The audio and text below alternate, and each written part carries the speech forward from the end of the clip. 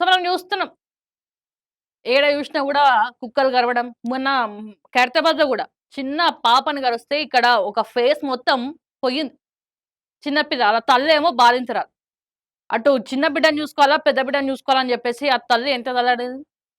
So, కుక్కని చంపొద్దు అని జెప్పేసి జంతు ప్రేమికులు వస్తుంటారు. ఆఫ్‌కోర్స్ మా ఇంట్లో గూడా కుక్క ఉంది. నేను గూడా జంతు ప్రేమికురాలు. కానీ ఎలాంటి సందర్భంలో దాన్ని యూజ్ చేయాలి? ఎలాంటి సందర్భంలో వాటిపైన ప్రేమ చూపించాలని జెప్పేసి గూడా ఒకసారి ఆలోచించాలి. సో, సుప్రీం కోర్ట్ ఒక మంచి నిర్ణయం తీసుకుందనేసి నేననుకుంటున్నా. ఎందుకంటే ఎక్కడ పడితే అక్కడ పిచ్చి కుక్కలు చిన్న, చిన్న 3 సంవత్సరాల పిల్లల నుంచి పండు ముసలోళ్ళ దాకా గూడా కుక్కలు ఎంటబడి కరుస్తున్నాయి.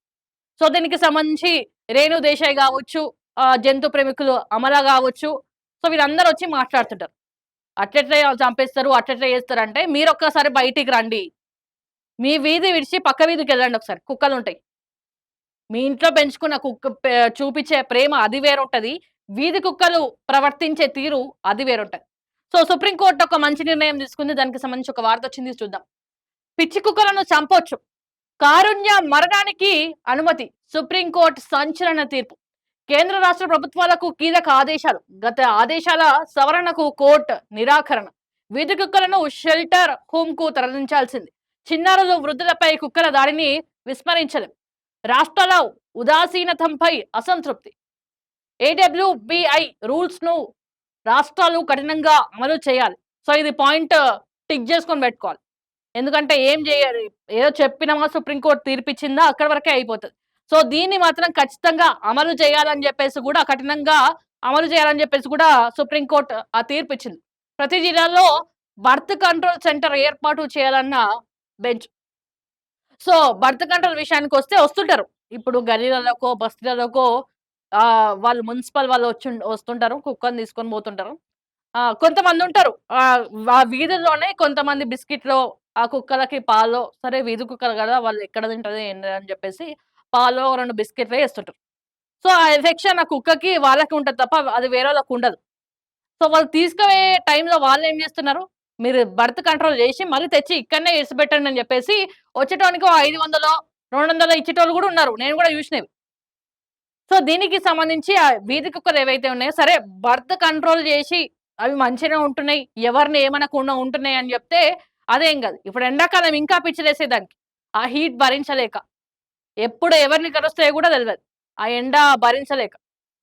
సో, దీనిపైన సుప్రీం కోర్ట్ ఏదైతే కఠిన చర్యలు తీసుకోవాలని జెప్పేసి దానిపైన కఠినంగా ఆలోచించాలని జెప్పేసి ఏ రకంగా అయితే ఉన్నాయో, రాష్ట్ర ప్రభుత్వాలు గూడా అదే రకంగా ఆలోచించాలి. వాటి బర్త్ కంట్రోల్ గావచ్చు, వాటికి సంబంధించిన షెల్టర్స్ గావచ్చు అక్కడనే బెట్టాలి.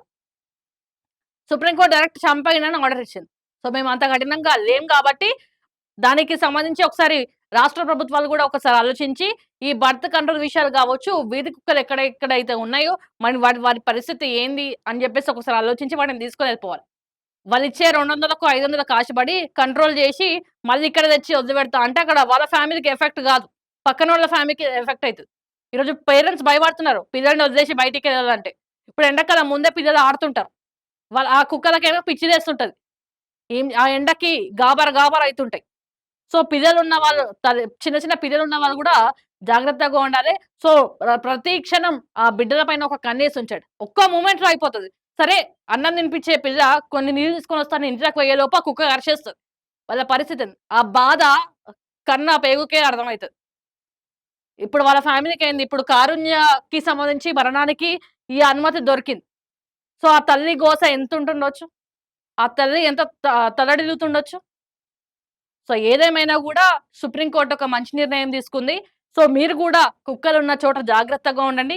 మీకెప్పుడైనా ఆ కుక్కలు కరుస్తాయి, వేరే వాళ్ళని కరిచినట్టు ఎప్పుడైనా కనిపిస్తే గనక ఖచ్చితంగా కంప్లెయింట్ చేయండి. వాటిని తీసుకొని ఎళ్ళిపోండి అని జెప్పేసి చెప్పండి. సో, వాళ్ళు పైసలిస్తున్నారో, వీళ్ళు పైసలు ఇస్తున్నారని ఆలోచించకుండా మీకు ప్రభుత్వాలు ఏ రకంగా ఆదేశాలు జారీ చేసినాయి, ఆ రకంగా వ్యవహరించండి.